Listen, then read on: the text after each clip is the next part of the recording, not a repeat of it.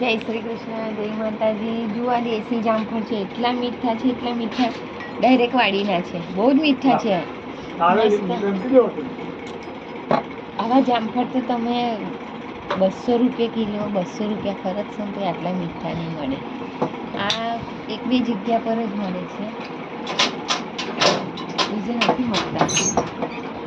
અને આ જુઓ કાપ્યું, અને બિયા પણ છે ને એકદમ પોચા હોય છે. જુઓ,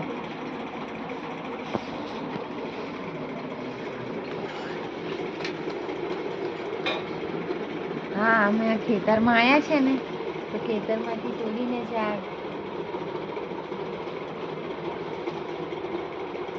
તોડ્યા છે ખેતરમાંથી, ના ધોઈને ડીશમાં મૂક્યા છે વાડીમાંથી. હમણાં તાપ છે.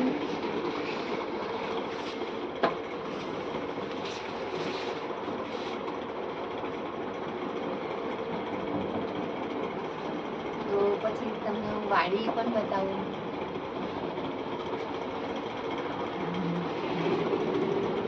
બીજું આ વાડી છે, અહીંયાથી મળ્યા છે જામફળ, બહુ જ મસ્ત, એકદમ મીઠા.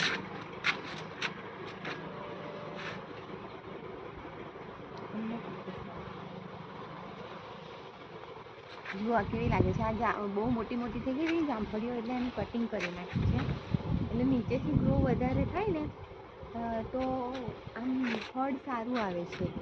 બહુ ઊંચી હોય ને તો ફળ ઉતારવામાં થોડી મુશ્કેલી પડે છે, એટલે નીચેથી ગ્રો કર્યું છે એનું. હવે બધી કટિંગ કરી નાખી છે. અને આ જો એક બાજુ શાક ખાવા માટે તુવેરો, આ તુવેરો હું લગાવી છે. હા, તો એ દાદા ના જામફળ, એ દાદા કાપેલું ખાઓ. આ તુવેરો કરી છે હવે, અને તુવેરો લાગશે, હજુ ફૂલ નથી થયા. પછી લીલી ચા છે, મસ્ત આટલી નાની જગ્યામાં પણ શાક ખાવા માટે કરી દીધું છે. ચા છે, પછી આ ચોળી છે, ખવાશે દાદા, ખાવ. પોચા છે, પોચા છે. આ ચોળી થઈ છે, પછી ત્યાં તુલસી છે, તુલસી માતા પણ મસ્ત એકદમ ગ્રીન ગ્રીન છે. રીંગણીયા કરી છે, રીંગણીઓ દેખાય છે, રીંગણા આવ્યા છે, મસ્ત મીઠા લાગે છે રીંગણા. આ શું છે, ખાતર વગરના છે, આ બધું ગાયના ખાતરનું છે. બહુ સરસ આટલામાં ખેતી કરી છે, મસ્ત લાગે. એમ ફળ ખાય તો એકદમ મીઠા મીઠા લાગે. જો આ કેટલી તુવેરો કરી છે. અહીંયા અંજીર પણ થયા છે, અંજીર છે, અંજીરનું ઝાડ છે, અને થોડુંક બધું લપેટી દીધું છે, પેલા અંજીર ગળી જાય છે ને એટલે.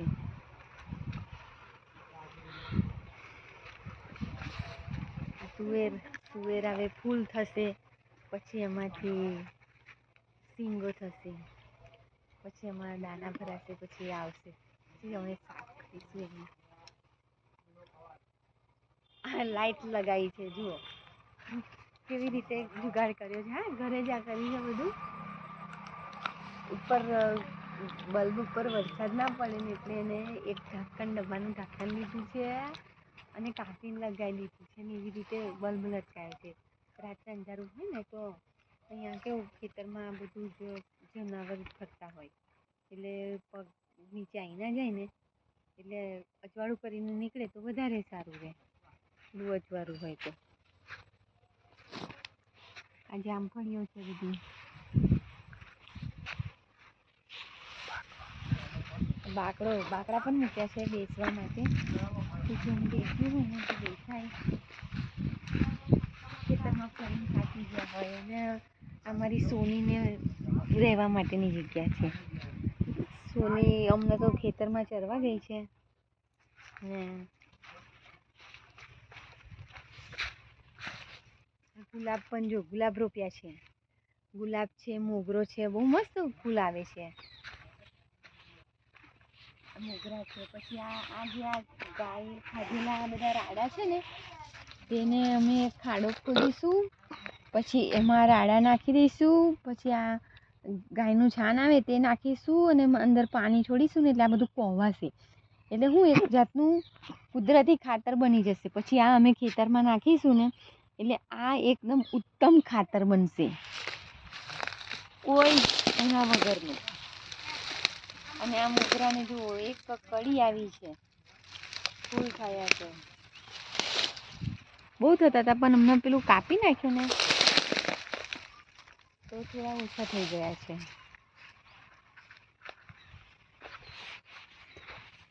બાકડો છે આ ચોમાસું ગયું ને એટલે આ શું આ બધું શેડા ઉપર બધું ઘાસ ઉગી ગયું છે, તો બાકડો થોડો ઢંકાઈ ગયો છે. હવે એના ઘાસ થોડું કોરું નીકળશે ને એટલે બધું સાફ કરીશું ને એટલે બેસવાના એક જગ્યા થઈ જશે, ફરવા ફરવાની જગ્યા થઈ જશે. જો આ અમારા દાદા છે, આ દાદા આખો દિવસ ખેતરમાં કામ કર્યા કરે, એ બેસતા જ નથી જરા બી. પણ એમની કેટલી ઉંમર હશે? લગભગ 75ની ઉપરની ઉંમર છે એમની, પણ હજુ આપણા જુવાનિયા શું ચાલે એવું ચાલે છે. એમની ચાલ જોયું હોય તો એકદમ જાણે દોડતા દોડતા ચાલતા હોય ને એવું લાગે. એમને બિલકુલ થાક નહીં, કશું નહીં. કોઈ દિવસ 1 રૂપિયાની પણ ગોળી નથી લેતા, એકદમ તંદુરસ્ત. ભગવાનની દયાથી મસ્ત એમનું જીવન આવું ને આવું સુંદર મજાનું તંદુરસ્ત રહે. જો આ ગાય માટે છે ને આ ઘાસ કાપ્યું છે, કે હવે ગાયને આ બધું ખેતરમાં સાફ સફાઈ કરતા રહે છે. જો આ જામફળીઓને મૂંડીને સાફ કરી છે. હવે દાદા છે ને બધું લઈ જઈને ઢગલી મારે છે બહાર. પછી ગાય ખવાય એટલું ખાશે પછી એ જ બચેલું ઘાસનું પાછું એ ખાતર થશે. એટલે આમાં વેસ્ટ કશું જ નથી જતું, બધું જ યુઝ થઈ જાય છે. અને આ શું વિધાઉટ કેમિકલ, નહીં યુરિયા નહીં કંઈ બી, આ ચોખ્ખું ખાતર એકદમ. અને આ લીમડો છે અહીંયા તો હવા પણ બહુ જ સુંદર, એકદમ મીઠી મીઠી હવા, ઠંડી ઠંડી હવા આવે છે. આમ શું લાગે આપણને? એવું લાગે કે આ તો કુદરતી એસી છે એવું જ છે. પણ ઊંઘ આવી જાય, આમ ઊભા રહીએ છે ને તો જાણે ઝોકા આવી જાય એવું, આમ આંખો ઘેનાઈ જાય છે. એટલી મસ્ત ઠંડી ઠંડી હવા આવે છે. આ બધું ઘાસ થઈ ગયું છે શેડા પર. આ શેડા પર અડધું ઘાસ એવું પણ થયું છે કે એનું ઝાડું બને છે. એટલે આ માટીમાં વારવા માટે એ પ્રકારના છે ને આ છોડવા થયા છે ને એના અમે સાવરના બનાવીએ. એમાં કેવું ગામડામાં વેચાતા લગે સાવરના નહીં લાવવાના, આ જ અને કાપીને એને જીલો કહેવાય છે. આ રહી જો આ જીલો, આનો એકદમ બેસ્ટ સાવરનો બને છે. આ જીલો છે એને આ બધે શેડા ઉપર થઈ છે ને તે અમે ખોરીને બધી કાપીને પછી વજન મૂકીને દબાઈ દઈએ છીએ.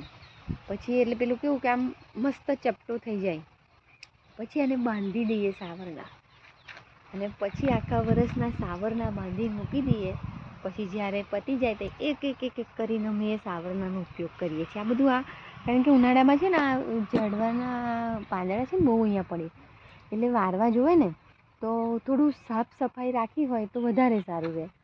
તે એટલા માટે આપણને બેસવાનું પણ ગમે, ચોખ્ખું હોય તો મસ્ત એકદમ. આ ધરતી પરનું સ્વર્ગ છે. શું કે આપણે સ્વર્ગ તો જોયું નથી, પણ આ એકદમ રિયલ સ્વર્ગ છે. તો તમને કેવું લાગે છે આ ગામડાની મોજ, ખેતરની મુલાકાત? જરૂરથી જણાવજો. જામફળ પણ બહુ જ મસ્ત એકદમ મીઠા છે. પેલા જે ગોળ જામફળ આવે છે એટલા મીઠા નહીં આવતા, એવા દેશી જામફળ આવા પાદરામાં જ, પહેલાં પાદરાની સીમમાં જ મળતા હતા. પણ હવે હું એનો ધીરે ધીરે નિકાલ કરી નાખ્યો છે અને બીજા કર્યા છે. એટલે આવા તો બહુ જ ઓછી જગ્યા પર મળે છે જામફળ, મળવા જ મુશ્કેલ છે. અમને પણ જામફળીઓ છે પણ બધામાં એ જ છોડ નથી, એ થોડાકમાં જ છે એવા. ભલે અમે એને એ કરાવ્યું છે પણ બધી અલગ અલગ જાતના આવી જાય છે. એ તો ફળ થાય ને ત્યારે ખબર પડે છે. તો કેવું લાગ્યું જરૂરથી જણાવજો, કોમેન્ટ કરજો. જય શ્રી કૃષ્ણ, જય માતાજી.